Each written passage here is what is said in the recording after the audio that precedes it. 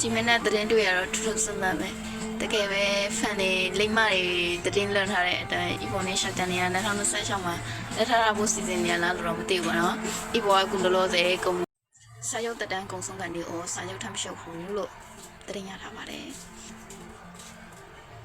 ပရိသတ်တွေရှိကိုမပေါ်လာရတဲ့အကြောင်းရင်းရှိနေတဲ့ဝမ်ကြီးပေါ်ဟုတ်ပါတယ်အနုပညာရှင်တယောက်အတွက်ပရိသတ်ရှိကိုအမြဲတမ်းပေါ်ထွက်လာနိုင်ခြင်းက